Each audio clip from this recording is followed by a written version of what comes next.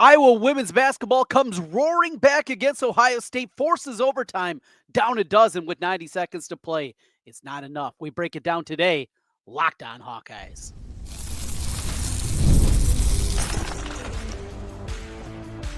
You are Locked On Hawkeyes, your daily podcast on the Iowa Hawkeyes. Part of the Locked On Podcast Network, your team every day. Welcome in. I'm Trent Condon, and this is the Locked On Hawkeyes podcast.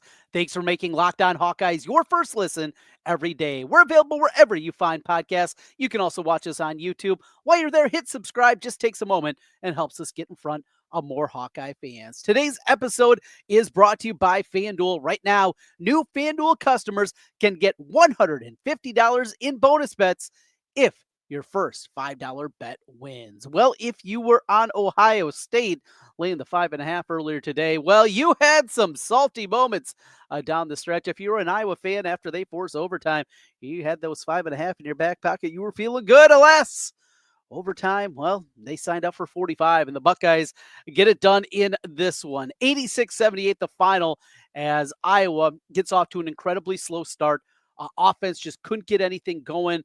The turnovers were there, and just open shots were not falling. When they had opportunities throughout the course of the first half, they couldn't find a way, but eventually they did. It took a long, long time, but before the miraculous comeback to force overtime and something that I think is yet another building block for this Iowa women's basketball team.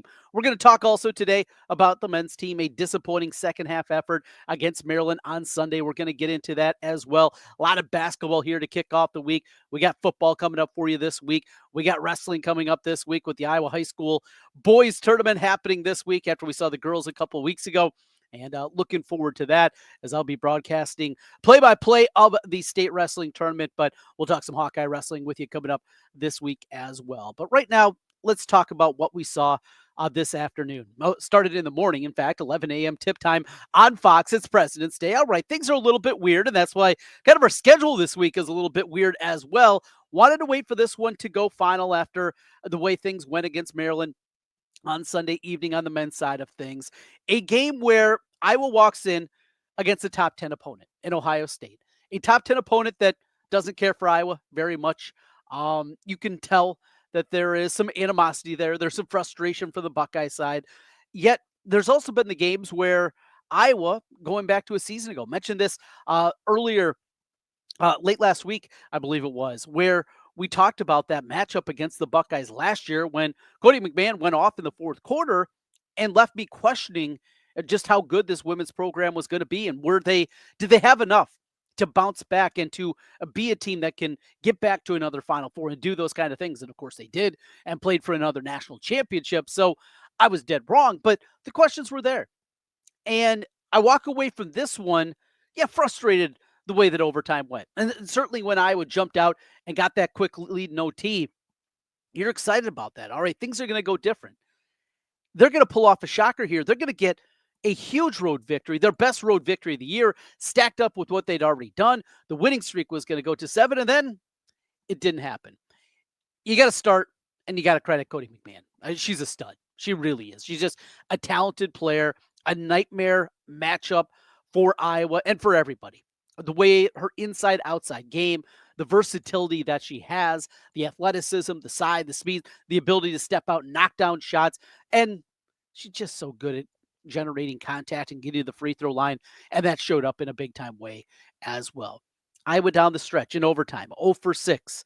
Did they lose? Did they run out of gas? I think that's also a fair question to ask, because when you look through and you remember the way this thing played out, they had the miraculous comeback in the last 96 seconds. They did it without Kylie Feuerbach, who fouled out of the game. And then you go a step further and you look at other players. A Fulter was out of the game as she fouled out.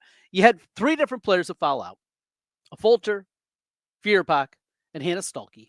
4 fouls for Lucy Olsen and Aaliyah Guyton. And this is not to say, it was foul calls the reason that they did it. They just ran out of juice. You ran out of players, and it was a weird game, a wild game. Iowa comes back, gets it back within 2 in the fourth quarter. Here we go. Or maybe it's 3. Whatever it was. Got it there about midway through the fourth quarter, and they just have been chipping away, down double digits at the half. And then Ohio State just responded right back and got play after play, made a couple of buckets. All of a sudden, it's 10, and then it stretches out, and it gets up to 12 with 96 seconds. So I'm doing my radio show. You can catch on the Iowa Sports Radio Network, including KXNO in Des Moines, KXIC 800 over in Iowa City. You can hear us on 95.7 in Cedar Rapids, also the Quad Cities and Sioux City, all across the state. And was doing it with David Eichel from 24/7 Sports. And he mentioned to me when Ohio State had kind of regained the advantage and built it back up to, I think it was 8 at the time. We're in a commercial break, and he said, "Oh, I'd just like to see them force overtime." They did it. They forced overtime. Now, we wanted to see more than that. But to do that in Columbus, to do that against a team that doesn't like you, to do that in that kind of spot where you just, frankly, weren't playing that well. 20 turnovers in the game. You look at the overall numbers, 26 of 62 shooting. And they finished 9 of 25, but until that final minute and a half, they're awful from behind the arc. Missing free throws, 17 of 24. And maybe the biggest takeaway from this one is Lucy Olsen, who had a chance to put it away earlier this year in the home loss against Nebraska. Had struggled at the free throw line throughout this one. She was 4 of 8 at the free throw line. And what does she do? She steps up, calmly knocks down 2 free throws, sets it to overtime, and away we go. They didn't get the win. The winning streak is over for Iowa. Yet I walk away from this one saying, I believe in them even more. I don't believe personally that Ohio State is a top 10 team. I think it's more schedule based. I think that this is a team that looks more destined to be a team that gets to the round of 32, maybe upset, maybe a Sweet 16, but that's about the highest upside. Personally, I see from this Buckeye team, unless McMahon goes off, and she could absolutely do that as well. But from the Iowa perspective, from the Hawkeye side of things, seeing the squad do this in that kind of spot, I said the perfect spot for them is to be like a 6 seed, right? All right, you get an 11 seed in the first round. You're going to be favored in that matchup. It'll be difficult, but it should be a victory. Could be an at-large team, one of the final at-large teams in, or could be an automatic qualifier. But then you get a 3 seed. And when you look at women's college basketball and after that upper crust, and however you break it down, UCLA, USC, UConn, South Carolina, obviously what UConn did to South Carolina over the weekend, eye-opening. Notre Dame, the new number 1. LSU, I think you throw in the mix. After that group of 7, the gap's pretty big. We saw Ohio State, North Carolina, TCU. And these are the teams you're talking about on that 3 line. A K-State, an NC State. Good teams. And even on their home floor, which they will have home court advantage in that potential round of 32 matchup, these are all winnable games. Iowa still has an incredibly difficult one. It's going to be tough, obviously, what they're going to have coming up here before the finale against Wisconsin. But even as the streak comes to an end at 6, I walk away saying this team's got a chance.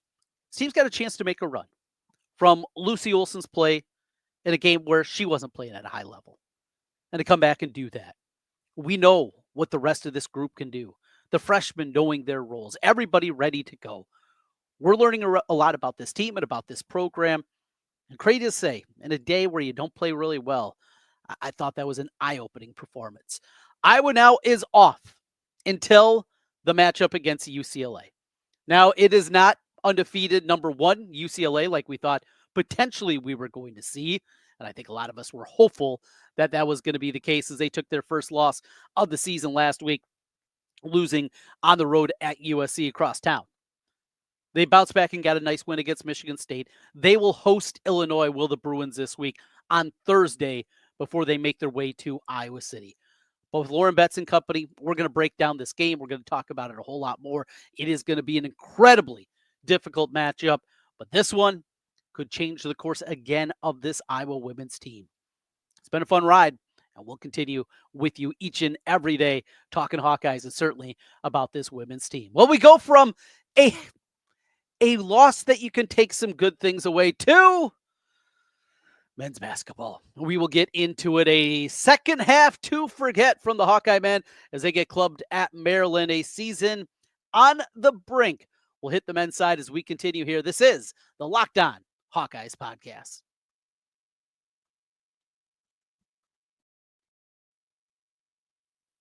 When the game tips off, the NBA action is just getting started, and there's no better place to get in on it than FanDuel, America's #1 sportsbook. With FanDuel, you can place live bets throughout the game, so even if you miss the opening tip-off or want to bet on a fourth quarter comeback, you can stay in on the action. And if you're looking for a bigger payout, you can even combine your live bets into a same game parlay. I love using FanDuel. The live betting feature is something that I jump aboard. Keeps that game a little bit more interesting. Maybe it's a late night game. You don't got a rooting interest. You want to do something. Hey, FanDuel's got you covered with that one. They got you covered not just in the NBA, but college basketball, women's college basketball. It's all there on the FanDuel app. And the app is super easy to use. When you win, you get paid instantly. Right now, new FanDuel customers can get $150 in bonus bets if your first $5 bet wins. Just visit FanDuel.com to join today. That's FanDuel.com for your shot at $150 in bonus bets. Make every moment more with FanDuel, the official sports betting partner of the NBA. Back with you once again, Locked On Hawkeyes. Thanks for being with us. And as always, thanks for making Locked On Hawkeyes your first listen every day. We go from disappointment, yet some silver linings on the women's side, to the men's team that gets clubbed against Maryland. So for half of the game, that is probably about as well as Iowa can play against a good defense, certainly on the road. And we talked about the road woes. And after the road victory against Rutgers, getting win number 1 of the season on the road for this men's team, there was, I don't want to say optimism because that's going too far, but that glimmer of hope. That glimmer of hope that maybe, just maybe, Peyton Sanford in his final go around in a Hawkeye uniform and this ragtag bunch can put it together and play well. We knew going into the game that Drew Thelwell was going to be out. We also found out that Riley Mulvey also is going to be out. Right when we got to know Riley Mulvey, there he goes with an injury down. It was going to be difficult against this big physical front line. You got Julian Reese, and then you throw into the fact of what they have with Queen, the freshman. So they're a load inside, a huge physical team. And then the backcourt of Rice and Gillespie and Miguel. All those guys played incredibly well. Yet Iowa leads this one 51-47. And I'm not going to lie, I had that little thought. You know what? If they can pull this one off, ... I allowed myself to go there. And it's dumb and it's stupid because I know this team is too banged up, too broken, too just done for it to come back. And we see every March that conversation that every team that is off the bubble, that needs a run, they all believe that they're going to do that, or at least they say they believe that they're going to do it. And maybe it does give you that hope. But I had that hope for a moment. And then very quickly, that hope went away. So Maryland comes out in the second half. They switch to his own. What I loved in the first half was you saw Harding. Brock was getting guys in the right spot. But it wasn't just passing to the open guy. He was hitting guys right in their shooting motion because Iowa puts up 51. How many of those shots, though, were pass on the money? Got right there. Beautiful pass. And then you were able to see them just go up and elevate and knock it down. Sanford had a bunch of those in the first half. You saw that a couple of times from a couple of different shooters out there. They got the ball in the right spot. Traore got it in the right spot. They were able to elevate right away and go. So Maryland comes out to start the second half, and they say, well, enough of this man because they're shooting over the top of it. And if they get any glimpse, they're knocking it down. We're going to go zone. And Iowa didn't have a response. A team playing without 2 starters. Now you're back up big because your starter, when Freeman, decides to shut it down. You have all this happening, and you know when Maryland just gets going a little bit, this thing's over. I might be reading too much into things, and that's what we do. Look, when we're talking every single day about the Hawkeyes, we're going to probably over specify just little instances. I just thought it was incredibly weird. End of the ball game, completely out of hand. You're getting beat by, at some point, over 30. You're down by 25. And he still had Peyton Sanford out there, who finishes with 14 and 10, a double-double. 6 of 15 overall, 2 of 7 from behind the arc, but we know how the second half went. And you have him out on the floor in a season where he has struggled. He's overcome shoulder injuries. He hasn't certainly been 100%. Really? I know there's not a whole lot of guys on the bench you can go to because this team is so banged up. No Mulvey, no Cooper Koch, no Drew Thelwell, no Owen Freeman. I get it. Just thought it was interesting. One thing I also thought we were going to see, and this is another one I want to see more of, is Chris Taggio.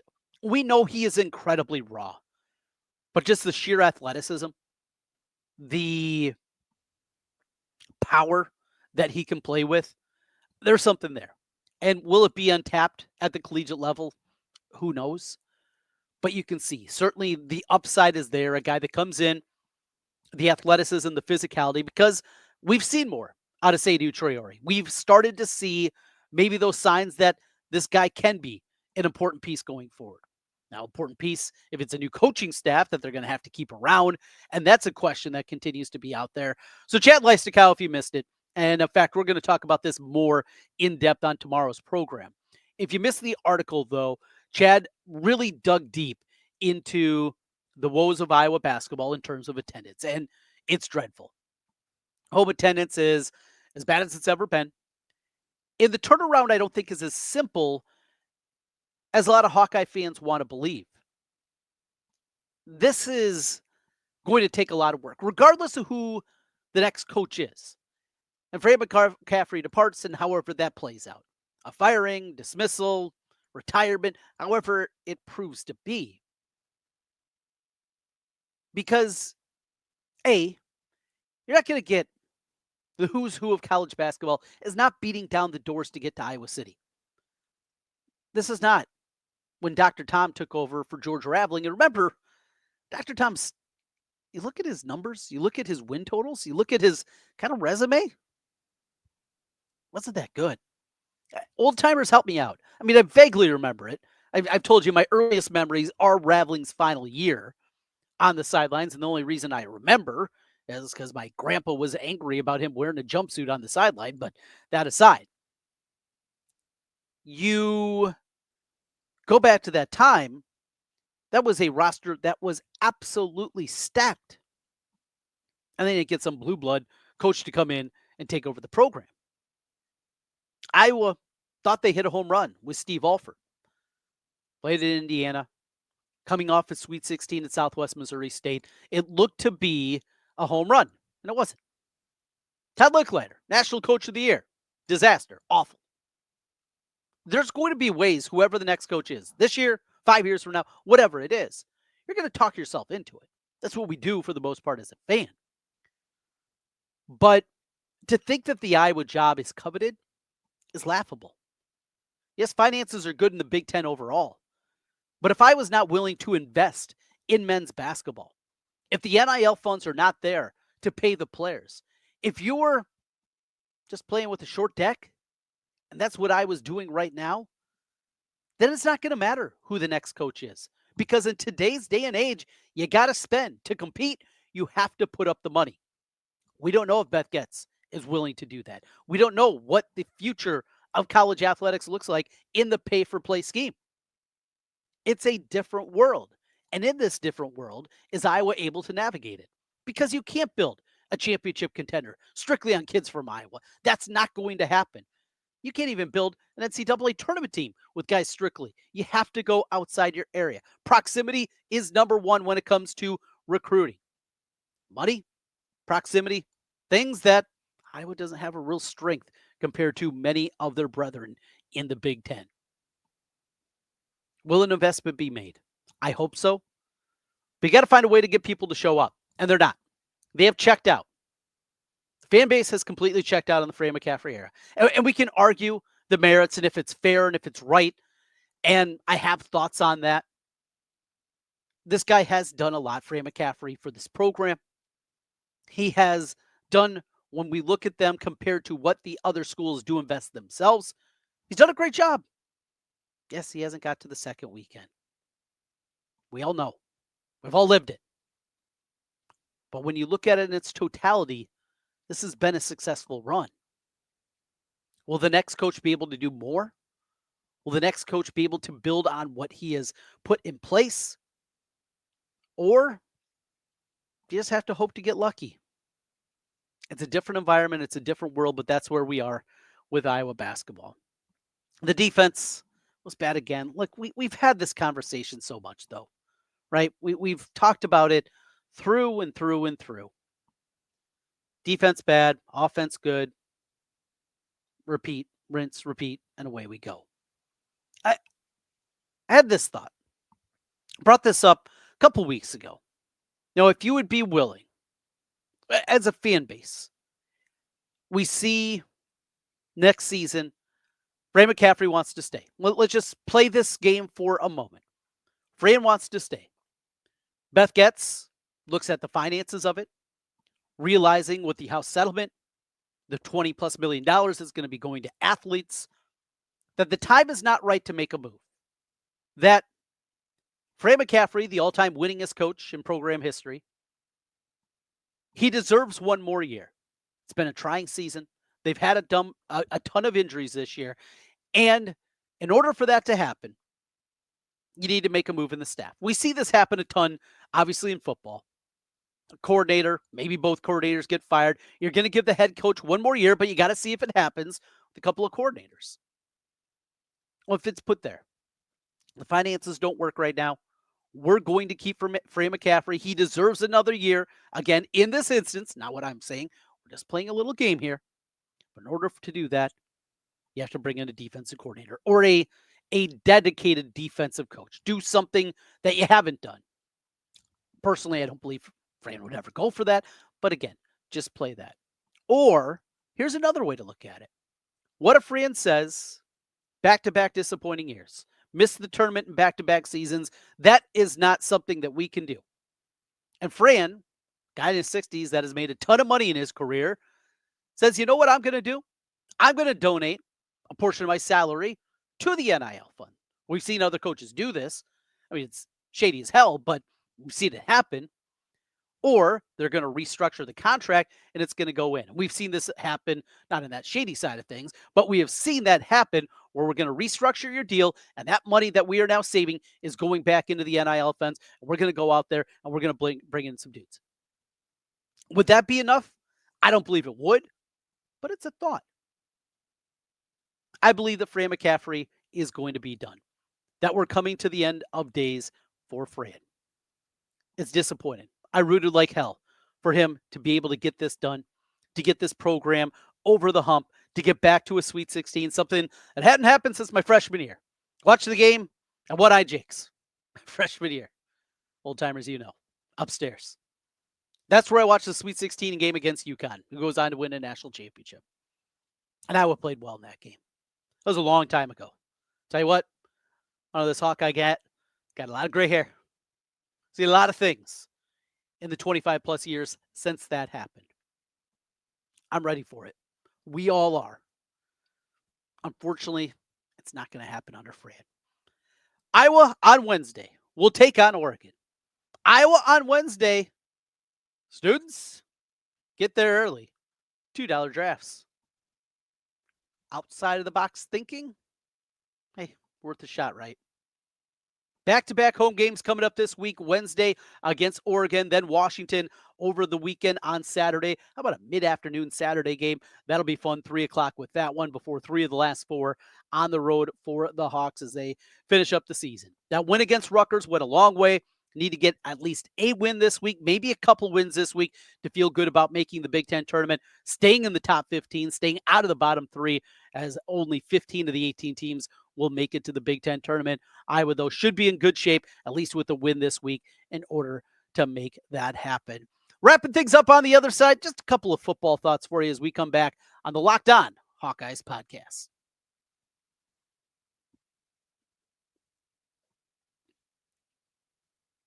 Trent kind of back with you one final time. Locked on Hawkeyes. Thanks for being with us. Always appreciate all of you. Hit subscribe if you're watching us on YouTube.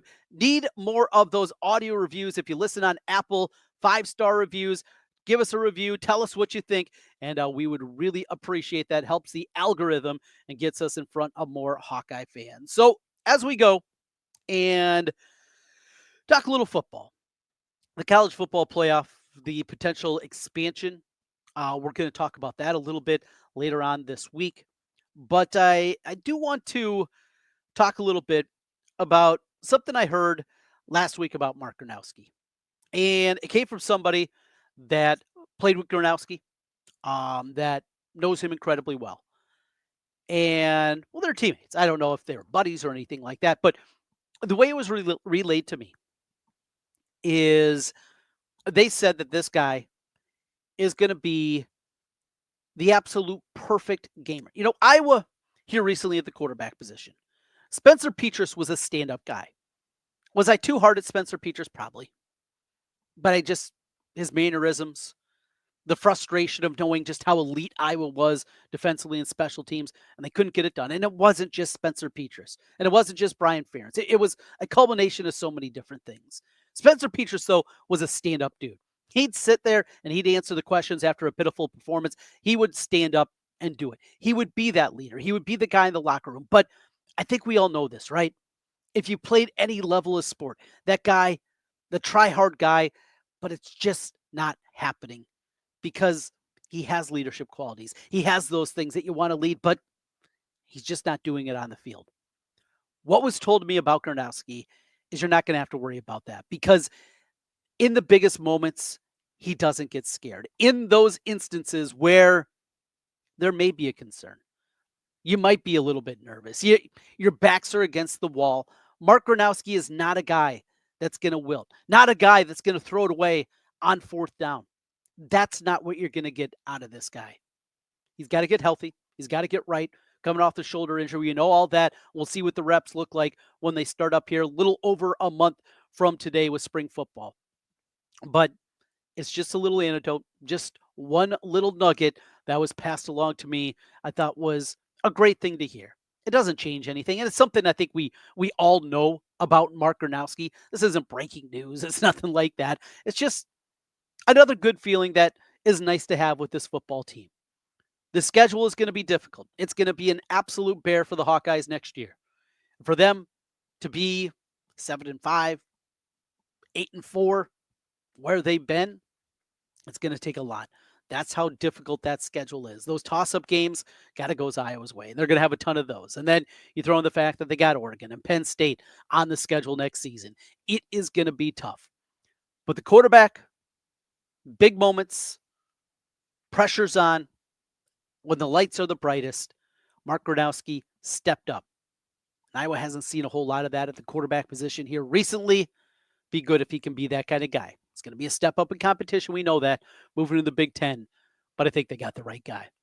Thanks for being with us as always and making Locked On Hawkeyes your first listen every day. Again, hit subscribe if you're watching on YouTube or a 5-star review on the audio side. Really do thank you all for all of that. Coming up tomorrow, we're going to talk about the college football playoff and how the potential new structure sits pretty well for the Iowa Hawkeyes. We're going to talk about that. We got basketball to get into as well. And the big day at Carver as they're trying something a little bit different and trying to get those students a little liquored up before the Ducks come to town. We will get you covered on that front. Also got some football recruiting coming up with our recruiting analyst. Brian's going to be joining us a little bit later on in the week and taking a look at the class of 2026 in the state of Iowa and some of the prospects that we should be keeping an eye on here in the state. We will have that with you. We're with you each and every day, your team every day. That's what we do on the Locked On Network. Tough loss for the Iowa women here this afternoon and a tough second half for the men, but